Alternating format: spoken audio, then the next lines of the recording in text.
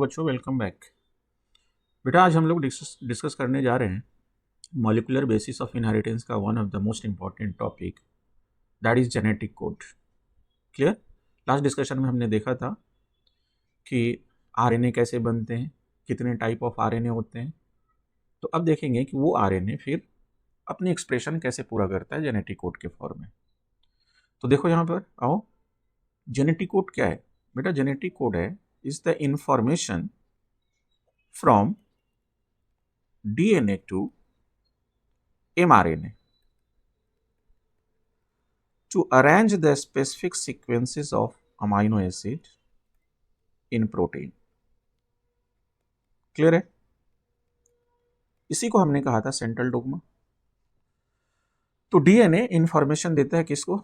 mRNA को, और mRNA के बेस सीक्वेंसेस ये डिसाइड करते हैं कि प्रोटीन में कौन सा अमाइनो एसिड कहाँ बाइंड करेगा। तो कन्फिगरेशन देखो, नॉर्मल कंडीशन में हमें ये देखना है कि जैसे सपोज मान लो कि ये डीएनए, ये हमारा डीएनए 1 स्टैंड में ले रहा हूँ, 3' 5' पोलैरिटी जो ट्रांसक्रिप्शन करता है, और ये उसके कम्प्लीमेंट्री बेस सीक्वेंसेस हैं। इमेजिन करना, हमने मान लिया adenine, thymine, guanine, cytosine, adenine. तो जो डीएनए आरएनए बनाएगा वो इसके कम्प्लीमेंट्री बनेगा। देखा है हमने, कम्प्लीमेंट्री बनेगा। तो क्या हो जाएगा यहाँ बेटा? थाइमिन की जगह यूरेसिल में क्या होता है? वो आरएनए में क्या होता है? यूरेसिल, फिर थाइमिन, एडेनिन, गुआनिन, साइटोसिन। यहाँ हो गया गुआनिन, यहाँ हो गया साइटोसिन, यहाँ हो गया गुआनिन, यहाँ हो गया यूरेसिल। तो अब देखो, ये तो एक दूसरे के कम्प्लीमेंट्री बन गया, लेकिन जब प्रोटीन बनेगा तो प्रोटीन के अंदर जो अमाइनो एसिड की सीक्वेंसेस हैं, ये प्रोटीन बन रहा है, ये अमाइनो एसिड के सीक्वेंसेस हैं, ये कंप्लीमेंट्री नहीं होते, ये कंप्लीमेंट्री नहीं होते, ये ध्यान रखना, नॉट कंप्लीमेंट्री। तो अब इसको समझना कि ये आरएनए के बेस सीक्वेंसेस अमाइनो एसिड बनाते कैसे हैं, ये थोड़ा सा मुश्किल टर्म था उस समय। दूसरी एक्सपेरिमेंटल प्रूफ हमारे पास है कि अगर इस mRNA के बेस सीक्वेंसेस में अगर कोई चेंजेस होता है तो ध्यान रखना, प्रोटीन के अंदर भी अमाइनो एसिड की सीक्वेंसेस क्या हो जाते हैं? चेंज हो जाते हैं। ये हमारे पास प्रूफ है। तो साइंटिस्टों के लिए ये एक टफ काम था कि ये डिसाइड करना कि mRNA के बेस सीक्वेंसेस अमाइनो एसिड को सेलेक्ट कैसे करते हैं, क्योंकि ये कंप्लीमेंट्री नहीं है। क्लियर? तो अब आप देखो कि कैसे बाद में प्रूफ हुआ। एनसीईआरटी की बातें करते हैं 1 by 1, डीप लाइन एनसीईआरटी बेटा, मोस्ट इंपॉर्टेंट टॉपिक है। आप देखो यहाँ पर हमारे पास है, इमेजिन करो ये है एनसीईआरटी की लाइन। अब देखो यहाँ पर 1 by 1 एक्सप्लेन कर रहा हूँ। देखो क्या कह रहा है कि during replication and transcription A nucleic acid was copied to form another nucleic acid. That means कहने का मतलब कि डीएनए से आरएनए बन रहा है। तो आपको पता है डीएनए भी न्यूक्लिक एसिड है और आरएनए भी न्यूक्लिक एसिड है। Hence, these processes are easy to conceptualize on the basis of complementary rule. ये हमें समझना ज़्यादा आसान है क्योंकि डीएनए के कंप्लीमेंट्री आरएनए बन गया। But the process of translation required transfer of genetic information from a polymer of nucleotide to synthesize a polymer of amino acid. Means कि ये आरएनए के बेस सीक्वेंसेस जो प्रोटीन बना रहे हैं यहाँ, तो प्रोटीन किसका पॉलीमर है बेटा? अमाइनो एसिड का। ये प्रोसेस को समझना आसान नहीं था उस समय। अब देखो यहाँ, neither does any complementary exist between the nucleotide and amino acid. यहाँ कोई भी कंप्लीमेंट्री रूल लागू नहीं हो रहा है। And nor could may be drawn theoretically, हम आसानी से थ्योरेटिकली भी नहीं कह सकते कि ये कैसे बन रहा है। क्लियर? बट अब ध्यान दो क्या कह रही है हमें NCERT. There existed ample evidence, हमारे पास बहुत ऐसे प्रूफ हैं जो ये सपोर्ट करते हैं कि आरएनए के बेस सीक्वेंसेस में अगर कोई चेंजेस होता है, जीन के बेस सीक्वेंसेस में चेंजेस होता है, तो अमाइनो एसिड की सीक्वेंसेस भी चेंज हो जाती है। इसका मतलब क्या कि कोई ना कोई हमारे आरएनए के पास इंफॉर्मेशन है जो अमाइनो एसिड के सीक्वेंसेस को डिसाइड करता है। क्लियर? देन क्या कहा गया? This led to the proposition of genetic code that could the sequence of amino acid during synthesis of protein. अब यही कॉन्सेप्ट कि आरएनए में अल्टरेशन के कारण अमाइनो एसिड चेंज हो रहा है, इसका मतलब आरएनए के पास कोई ना कोई ऐसी सीक्वेंसेस है जो हमारे प्रोटीन में अमाइनो एसिड की सीक्वेंसेस को चेंज कर रहा है। देन यहां पर उसी इंफॉर्मेशन की बात शुरुआत हुई और इसी को हमने क्या बोला? Genetic code. तो देखो कैसे आगे बढ़ते हैं। अब देखो क्या कहा गया आगे प्रोसेस में। अगेन हमारी एनसीईआरटी देखो क्या कहती है बेटा, देखो, if determining the biochemical nature of genetic material and the structure of DNA was very exciting. Clear? The proposition and deciphering of genetic code were most challenging. कह रहा है कि डीएनए से आरएनए को जानना पढ़ना तो आसान है, बट आरएनए प्रोटीन बनाता कैसे है ये उस समय काफी चैलेंजिंग था। ठीक है? In a very true sense it required involvement of scientist from several disciplines. इसे समझने के लिए हमने बहुत सारे ग्रुप ऑफ साइंटिस्टों की मदद की। कुछ फिजिक्स के साइंटिस्ट थे बेटा, कुछ ऑर्गेनिक केमिस्ट्री के साइंटिस्ट थे, देखो दे रखा ऑर्गेनिक केमिस्ट, कुछ बायोकेमिस्ट थे, बायोकेमिस्ट्री के साइंटिस्ट, और कुछ जेनेटिक्स के साइंटिस्ट थे। इन सभी की हमने हेल्प लिया है इस प्रोसेस को जानने के लिए कि आरएनए के पॉलीन्यूक्लियोटाइड अमाइनो एसिड को कैसे सेलेक्ट करते हैं। तो सबसे पहले जो हमारे सिलेबस में डिस्कशन है, आप देखो सबसे पहले एक फिजिक्स के साइंटिस्ट थे जॉर्ज गैमो। उनके पास बायोलॉजिकल साइंटिस्ट गए और बोले कि यार कोई मैथमेटिक्स में ऐसी कोई प्रोबेबिलिटी है तो बताओ कि ये हमारे 4 नाइट्रोजनस बेस जो आरएनए के हैं वो 20 अमाइनो एसिड जो प्रोटीन सिंथेसिस में पार्टिसिपेट करता है वो कैसे करता है, क्या कोई प्रोबेबिलिटी बन सकती है? ठीक है, तो अब देखो जॉर्ज गैमो ने क्या कहा कि he suggested that in order to code for all the amino acid the code should be made of 3 nucleotide. That means 3 nucleotide of RNA एक अमाइनो एसिड को सेलेक्ट करेगा। कैसे बताया उन्होंने? आओ देखो, किस आधार पर बताया? By using permutation combination concept.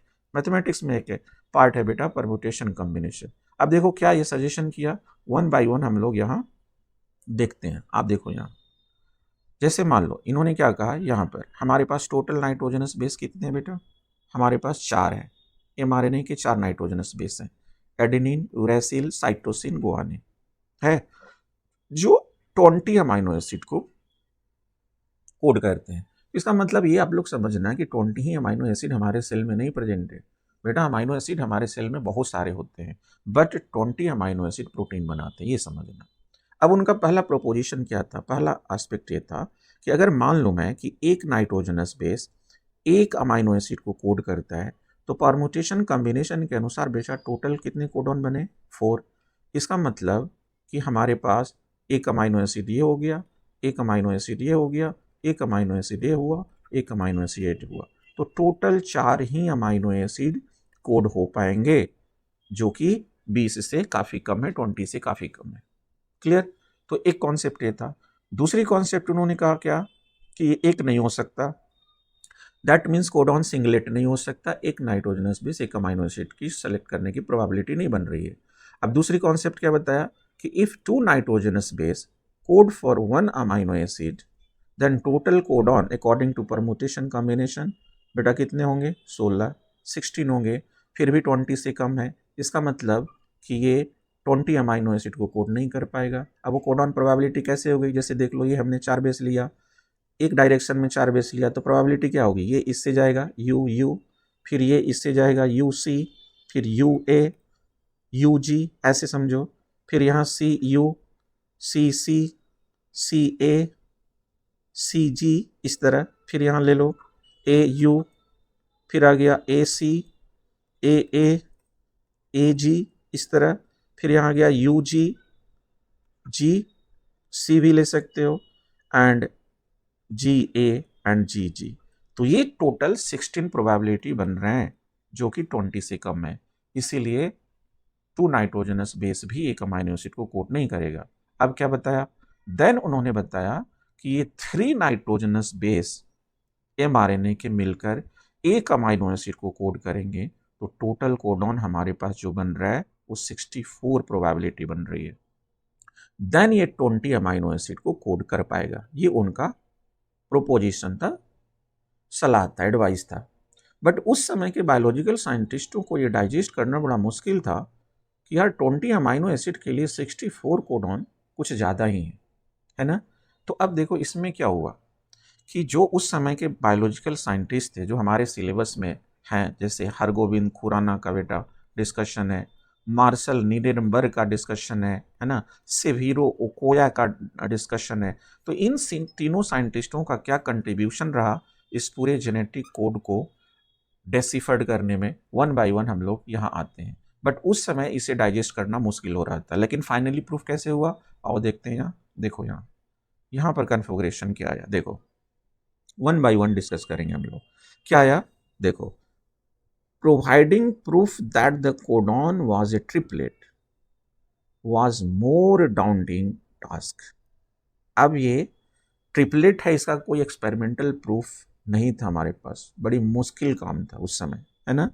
And the chemical method developed by Hargobind Khorana was instrumental in synthesizing RNA molecule with defined combination of base of homopolymer and copolymer। अब देखो ये हरगोविंद खुराना का कंट्रीब्यूशन क्या रहा, कैसे बाद में हमें पता चला कि जो इन्होंने कहा है वो सही हो सकता है। देखो एजी खुराना की एक्सपेरिमेंट में यहाँ शो कर रहा हूँ, देखो ये एजी खुराना थे, हरगोविंद खुराना इंडियन साइंटिस्ट है ना, हरगोविंद खुराना बेटा। अब हरगोविंद खुराना का क्या कंट्रीब्यूशन था, उन्होंने आरएनए बनाया है ना, इन्होंने आर्टिफिशियली बेटा एक आरएनए बनाया इन विट्रो अपनी इच्छा के अनुसार। तो इस आरएनए में 2 सीक्वेंसेस थे, एक क्या था, एक था होमोपॉलीमर सीक्वेंसेस एंड दूसरे थे हेट्रोपॉलीमर सीक्वेंसेस, सॉरी हेट्रोपॉलीमर नहीं, कोपॉलीमर सीक्वेंसेस, क्लियर है, कोपॉलीमर सीक्वेंसेस। तब होमोपॉलीमर में क्या होता है कि जो हमारा mRNA है, आरएनए है, वो सेम बेस सीक्वेंसेस के साथ है। जैसे इन्होंने बना दिया U U U इस तरह, जो एक ही बेस को के साथ आरएनए था। समझ में आ रही है, समझ में आई बातें, इस तरह, क्लियर। इसको कहते हैं हम लोग होमोपॉलीमर। और कोपॉलीमर में इन्होंने 2 बेस को यूज किया, जैसे मान लो UGU, GUG, UGU, GUG, देख रहे हो, अल्टरनेट मैनर में 2 बेसिस को यूज किया है, यहां पर UGU, GUG, UGU, GUG, क्योंकि अब बाद में इन्हें यही प्रूफ करना था कि जो जॉर्ज गैमो ने बताया क्या वो सही हो सकता है। तो क्या देखा यहां पर बेटा, ध्यान से देखो, यहां क्या देखा कि जो होमोपॉलीमर है सिंथेटिक मीडियम में जब प्रोटीन बना रहा है तो एक ही अमाइनो एसिड को सेलेक्ट कर रहा है, फिनाइलएलेनिन, फिनाइलएलेनिन, फिनाइलएलेनिन, फिनाइलएलेनिन। तो इससे तो पता चल गया कि एक होमोपॉलीमर एक ही तरह के अमाइनो एसिड को सेलेक्ट कर रहे हैं। लेकिन जब कोपॉलीमर को यूज किया तो देखा क्या कि जो ट्रिपलेट कोडॉन के अल्टरनेट बेसिस हैं, इनके रिस्पेक्ट में स्पेसिफिक अमाइनो एसिड सेलेक्ट हो रहा है अल्टरनेट मैनर में। अब UGU बेटा किसको कोड करता है, सिस्टीन को कोड करता है। GUG किसको कोड करता है, वेलाइन को करता है, फिर सिस्टीन, फिर वेलाइन, इस तरह अमाइनो एसिड की सीक्वेंसेस अरेंज हो रहे थे। तो इससे पता चल गया कि हाँ 3 नाइट्रोजनस बेस मिलकर एक अमाइनो एसिड को सेलेक्ट करते हैं। क्लियर। अब दूसरी इन्हीं के साथ मिलकर काम कर रहे थे हमारे दूसरे साइंटिस्ट, कौन, यहां देखो, मार्शल नीरेनबर्ग। मार्शल नीरेनबर्ग, और मार्शल नीरेनबर्ग ने क्या किया कि सेल फ्री सिस्टम में प्रोटीन बनाया और कोडॉन को डेसिफर्ड करने में मदद किया। तो इन्होंने क्या किया कि एक कल्चर मीडिया ले लिया, आप सोचो यहाँ पर ये कल्चर मीडिया ले लिया और इसके अंदर एक एमआरएनए बनाया जो सेल से फ्री था, आर्टिफिशियल मीडियम में। और यहाँ भी ध्यान रखना, इन्होंने भी एमआरएनए जो बनाया उसमें क्या था, पॉली यू था बेटा, पॉली यू था। और यहाँ भी इन्होंने देखा क्या कि ये poly you specific amino acid को ही सेलेक्ट कर रहा है, that is phenylalanine, phenylalanine, phenylalanine. इस तरह इनकी कंट्रीब्यूशन रही। और दूसरे जो साइंटिस्ट है आपके सिलेबस में, सिविरो ओकाया, उन्होंने क्या किया कि एक ऐसा एंजाइम बनाया जिसको कहते हैं हम लोग बेटा ओकाया एंजाइम या पॉलीन्यूक्लियोटाइड फॉस्फोरिलेज, जो आरएनए को पॉलीमराइज करने में मदद करता है in template independent manner. That means हम इसके मदद से इस आरएनए बना सकते हैं, यहाँ डीएनए की जरूरत नहीं है, आर्टिफिशियली हम आरएनए बना सकते हैं और एक्सप्रेशन करा सकते हैं। तो ये तीन साइंटिस्टों का इस तरह कंट्रीब्यूशन रहा और फाइनली इन्हीं के रिसर्च के आधार पर हमने ये चेकोर बोर्ड देखो प्रिपेयर कर लिया। क्लियर। तो कंट्रीब्यूशन क्लियर है, हरगोविंद खुराना का है ना, मार्शल नीरेनबर्ग का और मैथाई का। तो अब देखो कैसे कंट्रीब्यूशन ये पूरा हुआ चेकोर बोर्ड। अब देखो कैसे एक डायरेक्शन में, आप देखो ये डायरेक्शन हमारा सेकंड पोजीशन का आ गया बेटा, एक डायरेक्शन ये आ गया है ना, और एक डायरेक्शन ये आ गया। आप देखो ध्यान से, तो एक एक कॉलम में, अब ध्यान देना, एक एक कॉलम में हमने क्या ले लिया, एक एक बेस ले लिया वन डायरेक्शन में, दूसरे कॉलम में भी एक एक बेस ले लिया वन डायरेक्शन में, और फिर थर्ड में क्या किया कि एक कॉलम में चारों बेस ले लिया। तो अब देखो कैसे हम लोग तैयार करते हैं, यू यू और यहाँ से ले लिया यू, तो फर्स्ट कोडॉन देखो यहाँ तैयार हो गया।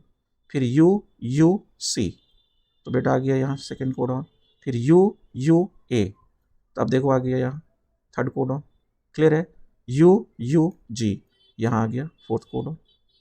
इस तरह ये कोडॉन कोई भी ले सकते हो, जैसे इस एक कॉलम में ले सी, अब यहाँ पर हमने ले लिया ए और यहाँ ले लिया यू, तो ये आ गया सी ए यू। क्लियर है। फिर यहाँ पर कोई भी ले सकते हो, किसी भी कोडॉन में ले लो ए, फिर यहाँ ले लो सी, फिर यहाँ ले लिया ए, तो देखो एक कोडॉन आ गया। क्लियर। इस तरह हमने 64 कोडॉन का चेकोर बोर्ड बनाया, जिसमें याद रखना आप लोग 61 कोडॉन जो अमाइनो एसिड को कोड करता है उसे, और इसमें से 3 कोडॉन ऐसे हैं जो किसी भी अमाइनो एसिड को कोड नहीं करते, उसे हम कहते हैं स्टॉप कोडॉन। क्लियर। अब स्टॉप कोडॉन में कौन कौन है, आप देखो, एक है यूजीए बेटा, दूसरा स्टॉप कोडॉन कहाँ दिख रहा है आपको, दिख रहा होगा यूएए, आगे मैं डिस्कस करूंगा, देखो यहाँ पर है, मिल जाएगा यूएए, यूएजी एंड यूजीए। तीन ऐसे होते हैं जो किसी भी अमाइनो एसिड को कोड नहीं करते। तो क्लियर। अब इस हाइपोथेसिस में दो तीन कंडीशन यहाँ याद रखना आप लोग। क्या याद रखोगे, देखो ये यहाँ पर दिखाता हूँ। यहाँ पर इसका मतलब कि 64 कोडॉन में से बहुत ऐसे अमाइनो एसिड हैं जिनको कोड करने वाला एक से ज़्यादा कोडॉन होगा, है ना। तो इस प्रॉपर्टी में अभी वन बाय वन मैं डिस्कस करूंगा कि कौन कौन है। अब आ जाओ इधर, देखो यहाँ पर, यहाँ आता हूँ प्रॉपर्टी में। अब देखो ये हमारे एनसीईआरटी की प्रॉपर्टी है जो ये कहती है कि कुछ साइलेंट फीचर है जेनेटिक कोड के, क्या है, तो कोडॉन इज ट्रिपलेट। अभी देखा 3 नाइट्रोजनस बेस मिलकर एक अमाइनो एसिड को कोड करेंगे, जिसमें से 61 कोडॉन है वो फंक्शनल कोडॉन है। क्लियर। और 3 कोडॉन है जो किसी भी अमाइनो एसिड को कोड नहीं करता, इसीलिए हमने बोला बेटा स्टॉप कोडॉन। और वो स्टॉप कोडॉन कौन है, देखो यहाँ दे रखा है यूएए, यूएजी एंड यूजीए। तो यहाँ पर आप लोग ऐसे याद रखना कि यू, ये स्टॉप कोडॉन है, यूएए, यूएजी एंड यूजीए, इसे हम बोलते हैं ओकरे, है ना, एम्बर एंड ओपल। ये जेम कलर है जिसको हमने नाम दिया इनके क्रोमोजेनिक सब्सटेंस में कलर प्रोड्यूसिंग नेचर के कारण, UAA, UAG, UGA, ओकरे, अंबर, ओपल। क्लियर है, ये स्टॉप कोडॉन। दूसरी प्रॉपर्टी देखो, some amino acid are coded by more than one codon, hence that property is called degenerative. But अब ध्यान रखना यहाँ पर कुछ एक्सेप्शन है। दैट मीन्स अगर ये चेकोर बोर्ड देखो बेटा, यहाँ देखो सारे अमाइनो एसिड के एक से ज़्यादा कोडॉन है, बट दो अमाइनो एसिड आप लोग ध्यान देना, एक है AUG और एक है UGG। ये दो ऐसे हैं, that means AUG and UGG, जो सिर्फ एक ही अमाइनो एसिड को कोड करते हैं। ये मिथायोनिन को कोड करता है और ये ट्रिप्टोफैन को कोड करता है। दैट मीन्स दो ऐसे कोडॉन हैं जो एक ही अमाइनो एसिड को कोड करते हैं। तो ये डीजेनरेटिव वाली प्रॉपर्टी को फॉलो नहीं करता। अब हम इसे क्या बोलेंगे, नॉन डीजेनरेटिव। ये ध्यान रखना, ये एक्सेप्शन केस है। तो दो ऐसे कोडॉन हैं जो नॉन डीजेनरेटिव है। अदरवाइज अगर आपसे पूछा जाए कि सबसे ज़्यादा कोडॉन किसके हैं, आप देखो बेटा यहाँ ल्यूसीन, आप देखो यहाँ पूरी ल्यूसीन के 6 कोडॉन है यहाँ जो मैक्सिमम है। आप देखो अर्जिनिन, अर्जिनिन के भी 6 कोडॉन है। यहाँ पर देखो 4 यहाँ पर है और 2 यहाँ पर है, तो ये 6 कोडॉन है। तो जो मैक्सिमम और मिनिमम है उसको याद रखो, बाकी आपसे नहीं पूछा जाएगा। कुछ के 4 हैं, जैसे प्रोलिन के 4 हैं, सेरिन के 4 हैं, है ना। और कुछ ऐसे अमाइनो एसिड हैं जिसके 2 ही हैं, है ना, जैसे सिस्टीन के 2 हैं। ठीक है, तो इस तरह आप लोग याद रखना मैक्सिमम किसके हैं और मिनिमम किसके हैं। मिनिमम में यही 2 कोडॉन याद रखना, इससे ज़्यादा की ज़रूरत नहीं है। आपसे पूरा क्वेश्चन इस पर नहीं पूछा जाएगा। क्लियर। नाउ अब यहाँ पर डीजेनरेटिव के एक्सेप्शन केस याद रहेगा क्या। एक तो एक्सेप्शन केस हो गया एक्सेप्ट AUG जो एक ही अमाइनो एसिड को कोड करता है, एंड बेटा UGG जो ट्रिप्टोफैन को कोड करता है। क्लियर। थर्ड प्रॉपर्टी आपको देखो, कह रहा है कि जो mRNA के कोडॉन है वो कॉन्टैगुअस मैनर में प्रेजेंट होते हैं, there are no punctuation. Of course जो कोडॉन हम लिखते हैं, जैसे मान लो UUU, UUA, UUC, तो बेटा इनमें कोई गैप नहीं होता, हम कंटिन्यूअस मैनर में लिखते जाते हैं, कोई कॉमा नहीं देते। That is the property of no punctuation. And fourth condition याद रखना कि नियरली, हमारी एनसीईआरटी क्या कहती है, नियरली जेनेटिक कोडॉन यूनिवर्सल होता है। दैट मीन्स अगर एक कोडॉन, जैसे मान लो कि ये क्या है, मैं कोई भी कोडॉन ले लेता हूँ यहाँ से, देखो जैसे मान लो कि ये GAG है बेटा, ये GAG है, तो ये GAG बैक्टीरिया में जिस अमाइनो एसिड को कोड करेगा, ह्यूमन में भी उसी अमाइनो एसिड को कोड करेगा। That means GAG glutamic acid को कोड करता है, तो ह्यूमन में भी ग्लूटामिक एसिड को कोड करेगा और बैक्टीरिया में भी ग्लूटामिक एसिड को कोड करेगा। बट अब यहाँ पर देखो कह रहा है कि कुछ एक्सेप्शन है इस रूल के, जो पाए जाते हैं हमारे माइटोकॉन्ड्रियल DNA में और कुछ प्रोटोजोवन में पाए जाते हैं। तो क्या एक्सेप्शन है, अब देखो कुछ ऐसी प्रोटोजोवन है, यहाँ पर मैं डिस्कस कर दे रहा हूँ। कुछ ऐसे प्रोटोजोवन है बेटा, जैसे प्रोटोजोन्स में स्पेशली सिलिएट्स लोगे, है ना, तो सिलिएट्स में पैरामीशियम। तो यहाँ क्या होता है कि जो हमारा स्टॉप कोडॉन है UAA एंड UGA, ये कोड करता है एक अमाइनो एसिड को, दैट इज ग्लूटामाइन, इसको कोड करता है, जो कि नॉर्मल कंडीशन में क्या है, स्टॉप कोडॉन है। जबकि माइटोकॉन्ड्रिया के अंदर आप इमेजिन करो, माइटोकॉन्ड्रिया के अंदर हमारे पास 4 स्टॉप कोडॉन होते हैं। कितने स्टॉप कोडॉन है हमारे पास, 4 स्टॉप कोडॉन है। यहाँ ले रहा हूँ माइटोकॉन्ड्रिया के अंदर, इसको हटाओ, देखो माइटोकॉन्ड्रियल DNA में बेटा 4 स्टॉप कोडॉन है, AGG, यहाँ पर ये ध्यान रखना, माइटोकॉन्ड्रिया के DNA में, माइटोकॉन्ड्रियल DNA कितने स्टॉप कोडॉन है, 4 स्टॉप कोडॉन है, AGG, AGA, है ना, और 2 हमारा कोडॉन है UAA एंड UAG। ये 4 स्टॉप कोडॉन है जो माइटोकॉन्ड्रियल DNA में काम करते हैं। और जो एक स्टॉप कोडॉन हमारा बच गया UGA, ये कोड करता है यहाँ पर किसको, ट्रिप्टोफैन को। तो ये एक्सेप्शनल केस है हमारे यूनिवर्सल का। सिलिएट में स्टॉप कोडॉन कोड करेगा किसको, ग्लूटामाइन को, और जबकि माइटोकॉन्ड्रिया में हमारा 4 स्टॉप कोडॉन है और एक जो नॉर्मल स्टॉप कोडॉन है वो फंक्शनल कोडॉन है। ये बातें ध्यान रखोगे। एंड नेक्स्ट प्रॉपर्टी देखो, हमारी एनसीईआरटी ने क्या कहा कि जो AUG है ये डुअल फंक्शन परफॉर्म करता है। कैसे बेटा, एक तो ये इनिशिएशन कोडॉन का काम करता है, that means AUG initiation codon का काम करेगा, जो कि जब प्रोसेस से स्टार्ट हो गई है तो ये कोड करता है किसको, मिथियोनिन को कोड करता है, मिथियोनिन को कोड करता है। और बीच में भी जैसे मान लो कि यहाँ से शुरू हुआ ये UG GAG, फिर यहाँ आ गया ये UG, तो इमेजिन करना कि AUG तो प्रोसेस से स्टार्ट कर ही दिया इनिशिएशन, बट यहाँ एक फंक्शनल कोडॉन के रूप में भी काम करता है, तो मिथियोनिन को यहाँ कोड करेगा। That is the meaning of dual function. Clear हुआ ये सारी प्रॉपर्टी? क्लियर। अब आपके बुक में इसी चैप्टर से एक टॉपिक जुड़ा हुआ है बेटा, जीन म्यूटेशन। अब देखो इसको भी मैं डिस्कस कर दे रहा हूँ। जीन म्यूटेशन क्या है? जीन म्यूटेशन है कि जीन के बेस सीक्वेंसेस में अगर कोई अल्टरेशन हो जाए तो जीन म्यूटेशन हो सकता है। तो अल्टरेशन की क्या क्या पॉसिबिलिटी हो सकती है? अब देखो 2 पॉसिबिलिटी यहाँ दिख रही है। एक टाइप को हम लोग बोलते हैं base pair substitution. Base pair में बेस पेयर चेंज हो जाएगा।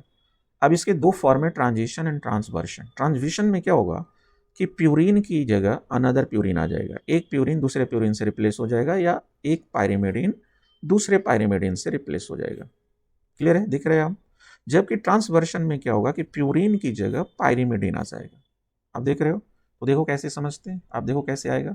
सपोज मान लो कि ये आपने पढ़ा एडेनिन थाइमिन बेस सीक्वेंसेस है, गुआनिन साइटोसिन बेस सीक्वेंसेस है, ऐसे इमेजिन करो। तो अब क्या होगा, अगर म्यूटेशन हुआ तो क्या आ जाएगा, इस एडेनिन प्यूरिन प्यूरिन से रिप्लेस्ड होगा, दैट मीन्स ऐसे हो जाएगा, ये ऐसे रिप्लेस हो जाएगा। गुआनिन की जगह एडेनिन की जगह गुआनिन चला गया, या गुआनिन की जगह एडेनिन।